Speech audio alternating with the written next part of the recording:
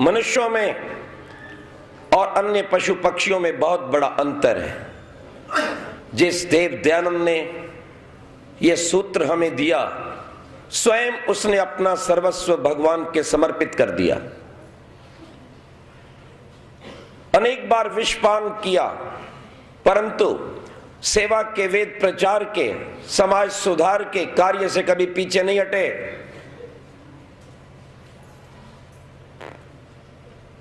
और अपनी साधना को बनाए रखा। आज यदि हम परिवार में, समाज में, राष्ट्र में, विश्व में परिवर्तन चाहते हैं तो उसके यही दो मौलिक सूत्र हैं। प्रत्येक व्यक्ति आस्तिक बने, विचार करे यह सब कुछ भगवान का दिया हुआ है, और जो कुछ भगवान का दिया हुआ है उसकी प्रभु की वेद वाणी के अनुसार यज्ञवत समाज सुधार में, समाज की सेवा में, गरीबों के उद्धार में, गौओं की रक्षा में, वेदवाणी के प्रचार और प्रसार में उसको अर्पित कर दे। मैंने जो पावन वेद का मंत्र आपके समक्ष रखा वो यही उपदेश दे रहा है। ये युद्धन्ते प्रदनेषु शूरास, जिन्होंने संसार रूपी समरांगण में पुरुषार्थ करते हुए अपना सर्वस्व अर्पण कर दिया। तनु तेजा ये वा सहस्र दक्षिणास, जिन्होंने अपने तन मन धन का बलिदान कर दिया।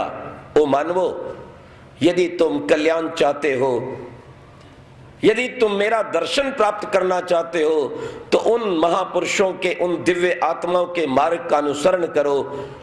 तुम भी अपने जीवन में इस त्याग के मार्ग को पकड़ो और ये जान लो जो कुछ तुम्हारे पास है वो किसका है। कस्य सिद्धनम, आखिर तो परमात्मा का है। मैं ऋषि ध्यान के जीवन पर साक्षात ये वेद मंत्र घटित होता है। ऋषि मंत्र वेद के प्रचारक नहीं थे। मात्र वेद का भाष्य करने वाले को ऋषि नहीं कहते। ऋषि वस्तुतः उसे कहते हैं जो वेद का प्रचार करते हुए, वेदार्थ करते हुए उस अर्थ से अपने जीवन को अलंकृत कर लेते हैं। वो जो कुछ बोलते हैं अपना जीवन उसके अनुसार ढाल लेते हैं। और ये भी परमात्मा का वेद में उपदेश है। मंत्र शुद्धम चरामसी। कितने मंत्र तुम जानते हो, कितने मंत्र तुम बोलते हो, कितने मंत्र रटे हुए हैं, परंतु ये बताओ कि तुम्हारे जीवन में कितने मंत्र उतरे हैं। विचार कीजिएगा, आप कितनी देर तक साधना करते हैं, कितना समय आप भगवान को देते हैं संध्या के लिए। क्या आप उसकी आज्ञा से यज्ञ कर रहे हैं? माता पिता की सेवा, बलि वैश्व यज्ञ कर रहे हैं? क्या प्रतिदिन अपनी संतानों को संस्कारी बना रहे हैं? और अपने परिवार को कुछ बनाने के पश्चात क्या तुम्हें अपने गली मोहल्ले को देखने का अवसर मिलता है? वहां कितनी गंदगी है, कितना कूड़ा है, कितनी नालियां रुकी हैं, कितनी बीमारियां फैली हैं। थोड़ा और ऊपर उठकर देखो, आपके अड़ोस पड़ोस रहने वाले उन गरीब बच्चों का, अनाथों का क्या हाल है। आपके नगर में अनाथ गौएं तो नहीं घूमती? कोई ऐसा व्यक्ति तो नहीं है रात को बिना कपड़े के ठिठुर के मरता हो, बिना रोटी के तड़पता हो? कोई विधवा अपनी बेटी के विवाह के लिए चिंतित हो? याद रखना, ऋषि ध्यान क्या कहते थे? अपनी ही उन्नति में संतुष्ट न रहना चाहिए, अपितु सबकी उन्नति में अपनी उन्नति समझनी चाहिए। यदि हमने देव ध्यान का यह पाठ पढ़ा होता तो निश्चित आज हमारे समाज की, ग्राम की, नगर की, राष्ट्र की यह दुर्गति बिल्कुल नहीं होती। आज तो केवल हमें अपनी चिंता है, अपने पेट की चिंता है, अपने पेट से पैदा किए 2-4 बच्चों की चिंता, अपने घर की चिंता है। हम अपने घर का कचरा उठाकर बीच सड़क के डाल देते हैं और ये भी नहीं सोचते कोई बाहर से व्यक्ति आएगा तो क्या कहेगा। कितने गंदे स्थान पर रहता है, घर अच्छा, कोठी अच्छी, गली गंदी, आने वाला क्या कहेगा कितना गंदा मोहल्ला है। पर बनाया किसने? नगर के साथ साथ जरा सोचिए, जिस प्रांत में आप रहते हैं क्या वहां अत्याचार, अन्याय तो नहीं होता? क्या वहां के पुलिस अधिकारी शोषण तो नहीं करते? क्या प्रत्येक पीड़ित की व्यथा लिखी जाती है? क्या देश का नेता देश को बेच तो नहीं रहा? गद्दारों से, गौ हत्यारों से समझौता तो नहीं कर रहा? ये आपका कर्तव्य है। जब देव दयानंद का अवतरण हुआ उस समय गुलामी थी, अंग्रेजों का शासन था, पाखंड, अन्याय, शोषण, जड़ पूजा, नारी का अपमान, बाल विवाह, क्या क्या नहीं था। पर देव दयानंद ने तो कभी अपनी आंखें बंद नहीं की। वे एक सच्चे योगी थे। वो उन योगियों में से नहीं थे जो आंख बंद कर अपने स्वार्थ सिद्धि के लिए, मात्र आत्मा के कल्याण के लिए गुफा में बंद हो जाते हैं। बहुत से आज बैठे हैं, गंगोत्री, यमुनोत्री, मुझे भी जाने का अवसर मिलता है, बैठे हैं अंदर, अंधेरे में बैठे हैं। मैंने कहा देश में आग लगी है, अंधकार छा रहा है, सनातन धर्म जा रहा है, गऊओं का मांस बिक रहा है। कल ही मुझे एक फोन आता है अहमदाबाद से, एक नौजवान का जो वहां पढ़ने गया है। क्या कहता है, आचार्य जी, जब मैं लाल मस्जिद के पास से निकला तो वहां पर गाय का मांस बिक रहा था, कुछ कीजिए। मैं यहां बैठा हूं और वो सैकड़ों मील से बालक बोल रहा है। क्यों? उसने कभी सुना था। वो ये सोच रहा था कोई तो मेरी सहायता करे। क्या हमें अधिकार है आर्य कहलाने का? 60 वर्ष से अधिक तथाकथित स्वतंत्रता हो गई, लेकिन गाय को स्वतंत्रता नहीं मिली, वेदवाणी दूरभाष पर नहीं आई। आज भी गुरुकुलों के चलाने वाले झोली पसार कर दर दर की ठोकर खाते हैं, लेकिन जिहादी बनाने वाली संस्थाओं को, मदरसों को सरकार करोड़ों अरबों रुपया दे रही है। कौन करेगा इनका मुकाबला? देव दयानंद ने अपने काल में हर अत्याचारी, अन्यायकारी का मुकाबला किया, हर पाखंडी को उत्तर दिया, लोगों को गुमराह जो कर रहे थे मजहब के नाम से, उनका खंडन किया। निर्भीकता से गए, पाखंड के गढ़ में गए और वहां जाकर पाखंड खंडी पताका फहराई। आप क्या कर रहे हैं? कौन है आपका गुरु? क्यों आप हैं चुप? जो 16 बार विषपान करके नहीं डरा, आप कैसे डर गए? जिसके अमर बलिदानी शिष्य श्रद्धानंद नहीं डरे, शुद्धि का आंदोलन चलाते रहे, गौ मांस खाने वालों को पवित्र करके गौ का भक्त बनाते रहे। उन्हें गोलियां खानी पड़ी, लेकिन वो पीछे नहीं हटे। पंडित लेखराम, गुरुदेव दयानंद के पटु शिष्य, जीवन भर प्रचार प्रसार का काम किया, अंधकार को दूर करने का काम किया। जो अपने हिंदू भाइयों को लोभ लालच से फुसलाकर, बहकाकर, धमकाकर मुसलमान बना रहे थे, उनमें जाके काम किया। धमकियां मिली, लेकिन कार्य नहीं छोड़ा, पीछे नहीं हटे, भयभीत नहीं हुए, अंत में अपने जीवन का बलिदान दे दिया। पंडित लेखराम, खून बह रहा है, लेकिन मानसिक बल इतना है कि अपने हाथ से अपनी आंतड़ियों को पकड़े हुए हैं। यह ईश्वर का बल, संयम का बल है। जीवन की प्रतिज्ञा है कि गुरुदेव के सपने को साकार करना है। हम कौन सा सपना साकार कर रहे हैं, जरा आप विचारो।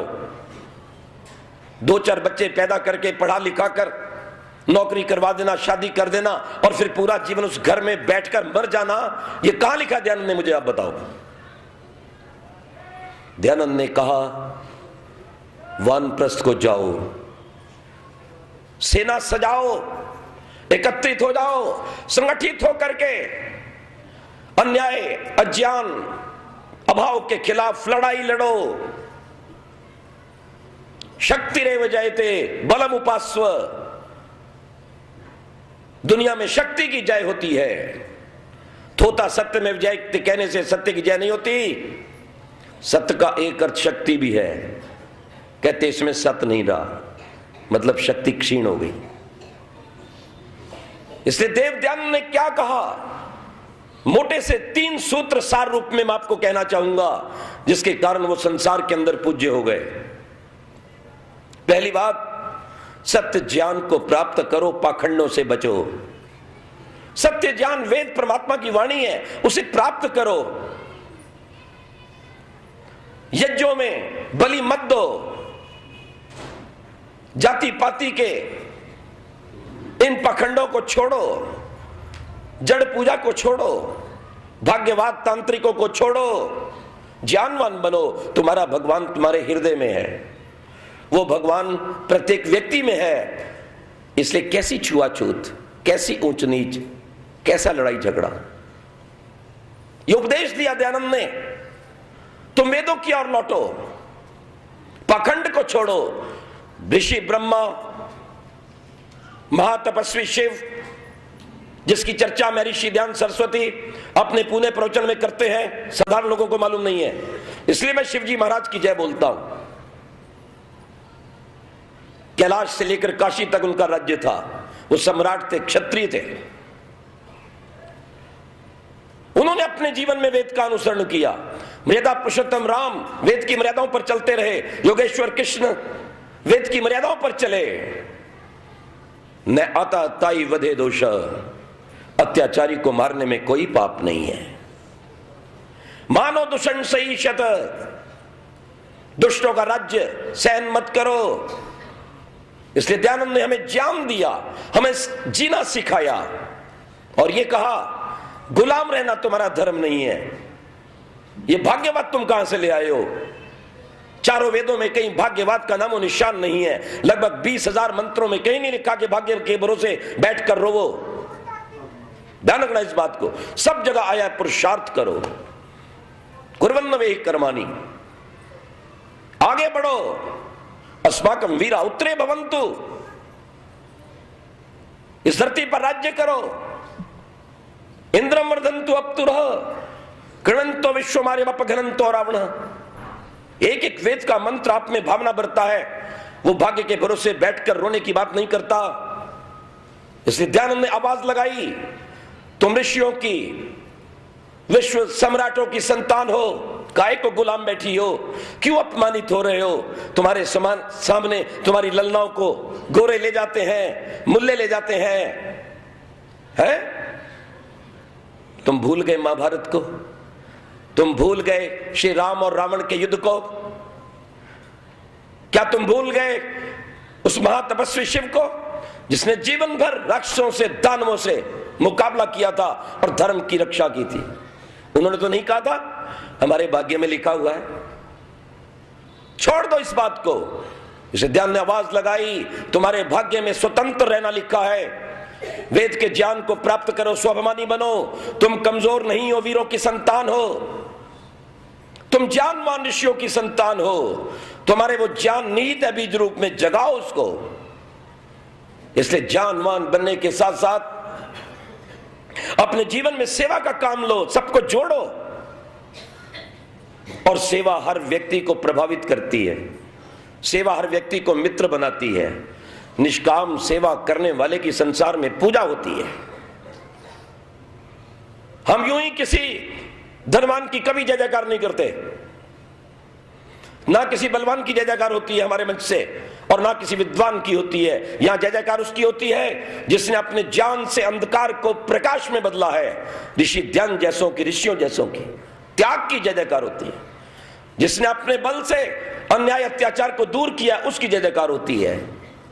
याद रखना, श्री कृष्ण की, शिवाजी की, राणा प्रताप की, बिस्मिल भगत सिंह आजाद की, करतार सिंह सराबा की, रानी लक्ष्मीबाई की, वो बलवान थे होंगे अपने घर पर, लेकिन दुनिया में जय जयकार आर्य उसकी करते हैं जो अपने जीवन का बलिदान करता है। भामाशाह की इसलिए जय होती है कि उसने अपनी सारी संपदा को अपने धर्म और राष्ट्र के लिए समर्पित कर दिया था। इसलिए जय जयकार नहीं करते कि बहुत बड़ा धनवान है। अगर ऐसा होता तो शायद बिरला और जितने भी बड़े बड़े बजाज हैं, इनकी, टाटा जैसों की हम रोज जय जयकार करते हैं। लेकिन जो धर्म के मार्ग में आगे आता है, वेद में सहायता करता है, वेद प्रचार के स्थान में सहायता करता है, गौओं की सुरक्षा की सहायता करता है, ब्रह्मचारी ब्रह्मचारियों के लिए सहायता करता है, अनाथों की रक्षा के लिए, अनाथों के विवाह के लिए जो सहायता करता है, और ये लोग उसकी जय जयकार करते हैं। इसलिए देव ध्यान ने कहा ज्ञानवान बनो, निष्काम सेवा भावी बनो, और उसके बाद स्वतंत्र रहो, गुलाम मत बनो। हम इंद्रों ने पराजिज्ञ, भगवान ये उपदेश देता है, मैंने तुम्हें इंद्र बनाकर धरती पर भेजा है, तुम गुलाम बने हो इंद्रियों के।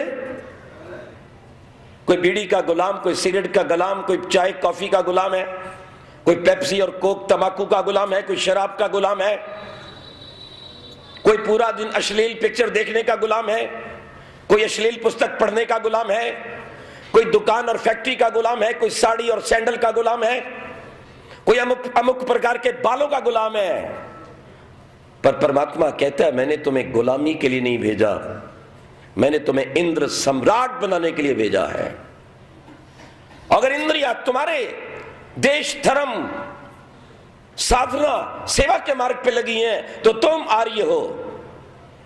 अगर तुम्हारी दुकान तुम्हारे कहने पे चलती है तो तुम आर्य हो। लेकिन आज किसी व्यक्ति से पूछो संध्या की, यज्ञ किया, स्वाध्याय किया, एक मंत्र का पाठ किया, कहते समय नहीं है, टाइम ही नहीं मिलता दुकान से, टाइम नहीं मिलता फैक्ट्री से। अच्छा ये बताओ फैक्ट्री इनके लिए है, ये फैक्ट्री के लिए है? तीसरा बोलता है टाइम नहीं मिलता गृहस्थ से। क्या गृहस्थ आश्रम डूबने के लिए बना था? क्या दुकानदारी और फैक्ट्री हमें गुलाम बनाने के लिए हुई थी? क्यों दुकान खोली थी, क्यों फैक्ट्री बनी थी, क्यों नौकरी की थी? हम सुखी होंगे, ऐश्वर्यशाली होंगे, है? और जो सच्चा ऐश्वर्य ईश्वर का ऐश्वर्य है उसके लिए समय नहीं मिलता। उसकी कसौटी जो यज्ञ है, वायु को सुगंधित करती है, प्रभु का प्रिय बनाती है, उसके लिए समय नहीं। और दुनिया की एक संस्था आर्य समाज जो मात्र वेद का प्रचार करती है, भगवान की वेदवाणी का, और बिना पक्षपात जाति पात ऊंच नीच के सबको एकत्रित करती है, उसमें जाने का अगर समय नहीं तो बोलो क्या जीवन है? विचार कीजिएगा। ये तो फैक्ट्री का गुलाम है, दुकान का गुलाम है, पैंट और कमीज का गुलाम है। परमात्मा ने कहा गुलाम मत बन, आजाद बन, इनका प्रयोग अपने लिए कर और तू इनका पुर्जा मत बन, घिस के मत मर। इसलिए उन्होंने कहा जब तुम्हारे गृहस्थ के साधारण कार्य पूर्ण हो जाएं, वानप्रस्थ लो, गुलाम मत बनो घर के, इंद्र और सम्राट बनो, खोई शक्तियों को प्राप्त करो, और उसके बाद फिर तुम महासम्राट बनो, परिव्राट बनो। जब तुम्हारी योग्यता हो जाए, साधना उच्च हो जाए, योगाभ्यास के अंदर अच्छी पैंट बन जाए, वेद वाणी समझ में आने लगे, जिस दिन तुम्हारे अंदर से वित्तृष्णा लोकेष्णा पुत्रेष्णा समाप्त हो जाए, तब तुम जाकर सन्यास ले लेना, परिव्राट हो जाओगे। और उसके लिए विधान है, अगर राजा भी आ रहा होगा वो भी मार्ग छोड़ देगा। तो ऋषि ने हमें इंद्र बनाया, ऋषि ने कहा स्वतंत्र हो जाओ, गुलाम मत बनो। है तुम इसलिए खाते हो कि जबान को अच्छा लगता है? ये शर्म की बात है। हमें इसलिए खाना चाहिए कि वो मेरे जीवन के लिए अच्छा है। मेरा इंद्र, मेरा आत्मा दोनों काल सात्विक होकर भगवान की भक्ति कर सकेगा, भगवान के द्वारा दिया गया भक्ति का रथ शुद्ध पवित्र होगा, इसलिए खाना चाहिए। जरा विचार कीजिएगा आप। तो महर्षि दयानंद सरस्वती उच्च कोटि के योगी थे, उच्च कोटि के तपस्वी थे, जो बर्फ खाकर भी जी जाते थे, भयंकर सर्दी में पसीना निकाल देते थे। उच्च कोटि के ब्रह्मचारी थे, याद रखना उच्च कोटि के वैरागी थे। एक बार घर छोड़ दिया तो वापस घर को नहीं देखा। आज कोई योगी मिलेगा तो लेकिन ब्रह्मचारी नहीं होगा, ब्रह्मचारी होगा तो वेद का ज्ञानी नहीं होगा, वेद का ज्ञानी होगा समाज सुधारक नहीं होगा, समाज सुधारक होगा अग्निहोत्री नहीं होगा, अग्निहोत्री होगा तो लेकिन राज का नेता नहीं होगा, जिसकी ललकार से देश के नेता हिल जाएं। राज का नेता होगा लेकिन उसमें जाति पाति की भावना कूट कूट के भरी होगी, वो दुम हिलाएगा वोट के लिए। वो मानवतावादी नहीं होगा, मानवतावादी होगा तो वैज्ञानिक नहीं होगा। समाज सेवा करता है, मानवतावादी, अच्छा व्यक्ति है, लेकिन बेचारे को आज दिन तक ये नहीं पता आत्मा परमात्मा में क्या अंतर है। बोले दोनों एक ही है। भगवान क्या रहता है ऊपर में, क्यों नीचे उसको डर लगता है तुम्हारे से? तुम्हारा पिता और माता है, ऐसा क्यों बोल रहे हो? आत्मा अलग है, परमात्मा अलग है, प्रकृति अलग है। वो दयानंद एक ऐसे सन्यासी थे जो वैज्ञानिक थे, और वैज्ञानिक होते हुए, वैज्ञानिक तो बहुत मिलेंगे लेकिन योगी नहीं मिलेंगे, तपस्वी नहीं मिलेंगे, वेद भाष्यकर्ता नहीं मिलेंगे, पर दयानंद में सारे गुण हैं। वो जीना भी जानता है आनंद से, शेर की तरह रहना भी जानता है, और एक पवित्र आत्मा की तरह मुस्कुराते हुए मरना भी जानता है। उसके पास जीने की भी कला है और उसके पास आनंद से मरने की भी कला है, और ये बात केवल दयानंद में है। वो गुण हम में आने चाहिए तो हम प्रभु के समर्पित होकर अपने जीवन में काम करें, अपने कर्तव्य का पालन करें, इन बातों का हम ध्यान दें। और महर्षि दयानंद की सबसे बड़ी लड़ाई जहां अज्ञान के विरुद्ध थी कि पाखंड नहीं रहेगा, हस्तरेखा भूत प्रेत ये नहीं कुछ भी रहेगा, भगवान ओम है, उसके स्थान पर लक्कड़ पत्थर की पूजा नहीं होगी, क्या मिलेगा? एक बेटी 16 वर्ष की बाजार से एक बहुत सुंदर वो हवा भरने वाला एक बहुत ही सुंदर लंबा खिलौना था, पूरे एक नौजवान की शक्ल बनी थी, मिलते ना आजकल।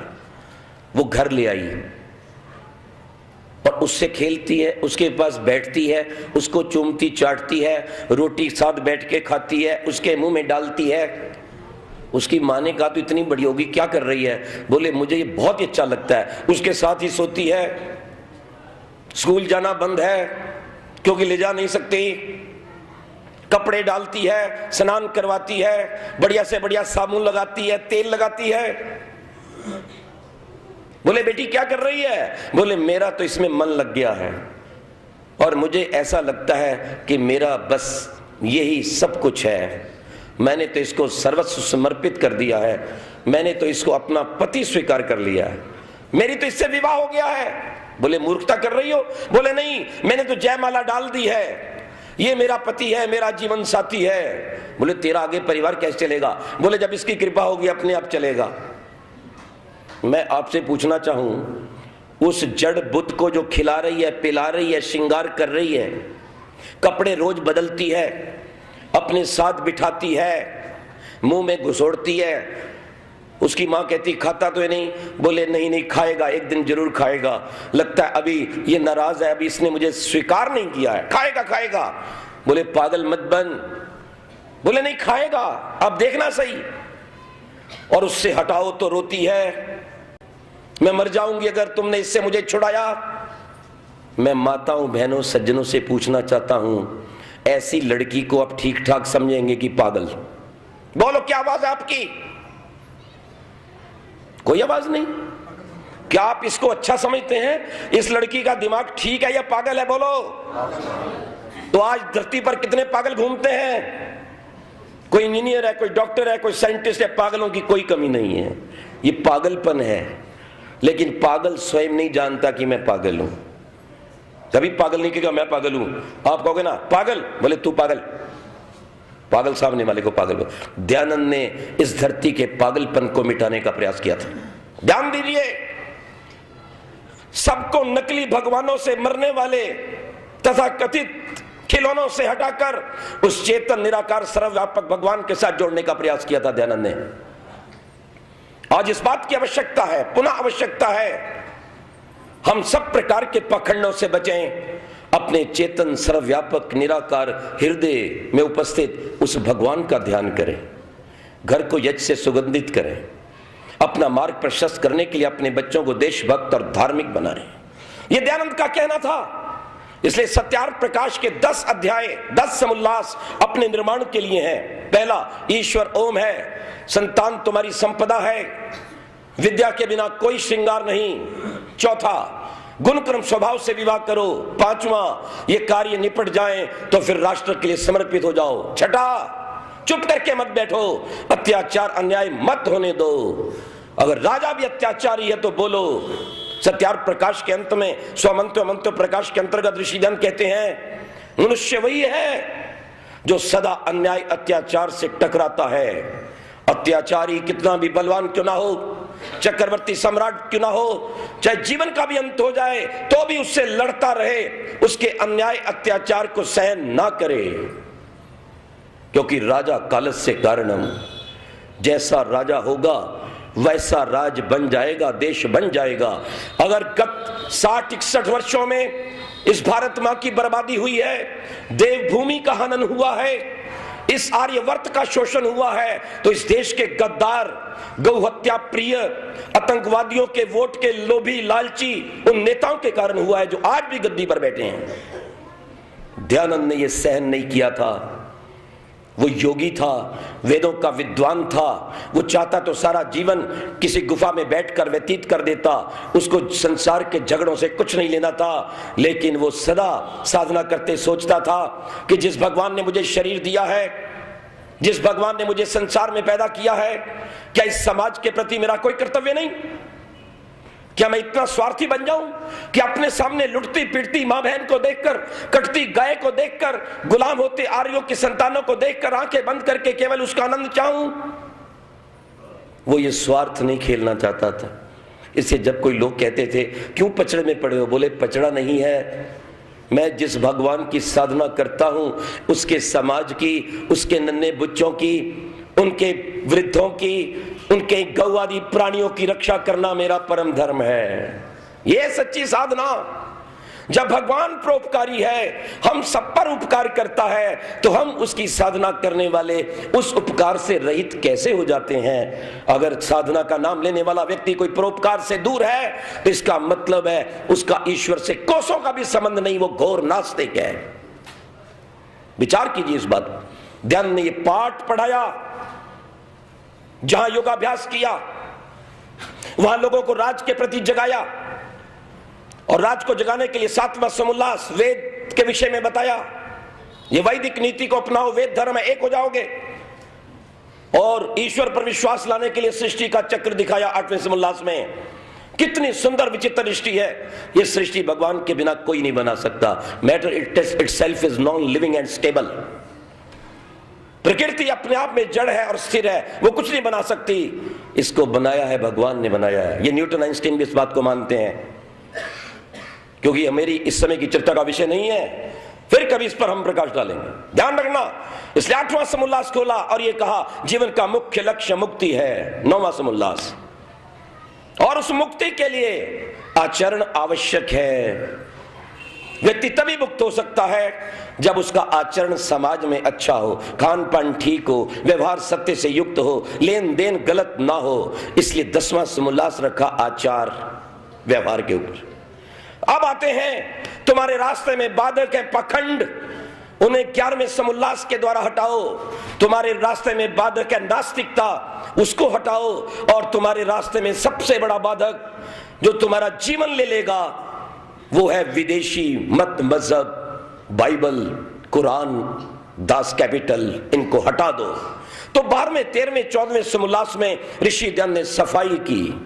जब ऋषि ध्यान ने हुंकार भरी, 11वें समुल्लास में पूरे राजाओं की सूची लिखी। देश के लोग जागे, उनको पता चला हम गर्म देश के होने से गुलाम नहीं, हम जाति पाति छुआछूत भाग्यवाद में फंसे होने से गुलाम हैं। हम आजाद रहेंगे, हम ऋषियों की संतान है, अपमानित नहीं होने देंगे अपने आप को। हम भूमि अददाम आर्याय, भगवान ने हमें यह भूमि राज्य के लिए दी है, गुलाम नहीं बनेंगे। दयानंद के सत्यार्थ प्रकाश को पढ़कर जागे। श्याम जी कृष्ण वर्मा, लाला लजपत राय, वीर सावरकर जागे, हरदयाल एम.ए. जागा, मदन लाल ढींगरा जागा, और उन्होंने क्रांति का आंदोलन बचाया। सरदार अर्जुन सिंह जागे, उनके पुत्र किशन सिंह जागे, और आगे भगत सिंह जागा, सरदार अजीत सिंह जागा। अगर शांति से अंग्रेज देश को नहीं छोड़ता तो क्रांति आवश्यक है, क्योंकि वेद में कहा है और परमात्मा की वाणी के अनुसार मनु कहता है न आता तय वदे दोषा, अत्याचारी को मारने में कोई पाप नहीं।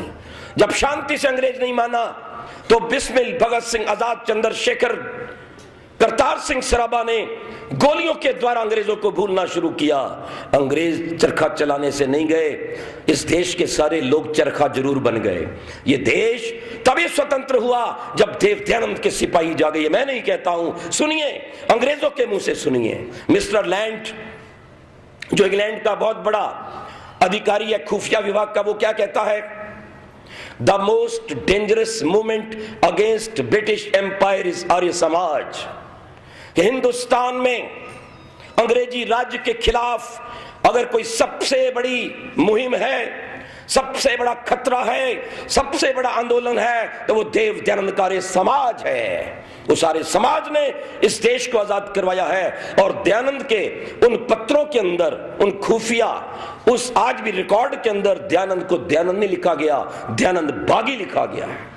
अरे दयानंद बागी की संतानों, तुम्हारे ऊपर आज दुष्ट राज कर रहे हैं, आतंकवादियों को पालकर उनकी वोट लेने वाले राज कर रहे हैं।